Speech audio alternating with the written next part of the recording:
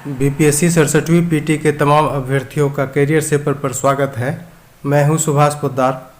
यह video exam hall strategy पर लाया गया है। अगर आप करियर सेपर प्रदत्त रणनीति को अपनाएंगे तो आपकी मेरिट बन सकती है, आप पीटी क्वालिफाई कर सकते हैं। आइए इन रणनीतियों पर थोड़ी चर्चा कर लें।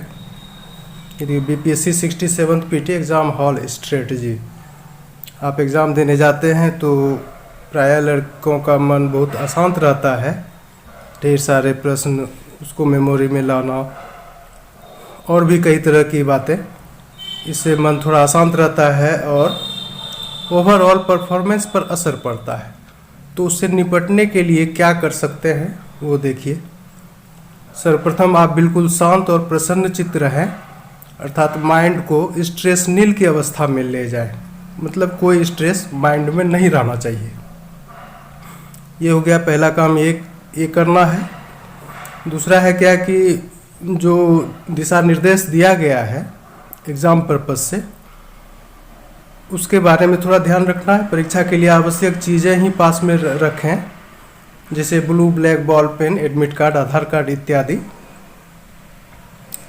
आवश्यक सूचनाएं ध्यानपूर्वक निर्देशों के अनुसार ही भरें, अदरवाइज मिस्टेक होने पर फिर गड़बड़ हो जाता है। प्रश्न पत्र में प्रश्नों को दत्तचित होकर पढ़ें, अर्थात अटेंटिवली उसको देखें, स्टडी करें क्या दिया हुआ है क्वेश्चन में, उसको समझें और तब आंसर को डिसाइड करें।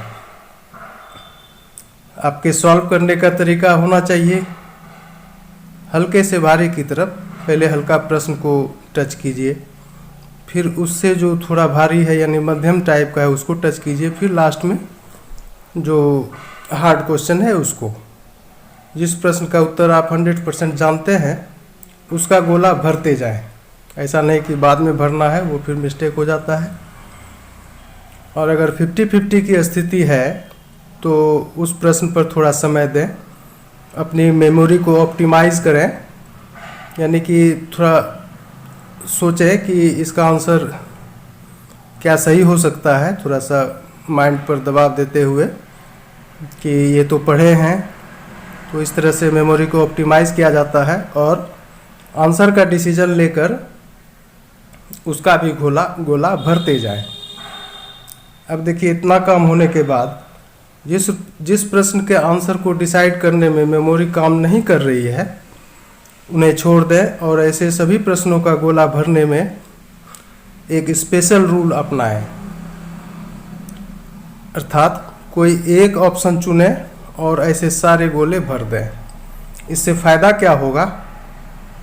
फ़ायदा यही है कि इसका जो करेक्ट होने का एवरेज होता है 3 से 4 प्रश्न प्रति 10 प्रश्न होता है, यानी 10 में से 3-4 अवश्य सही होंगे।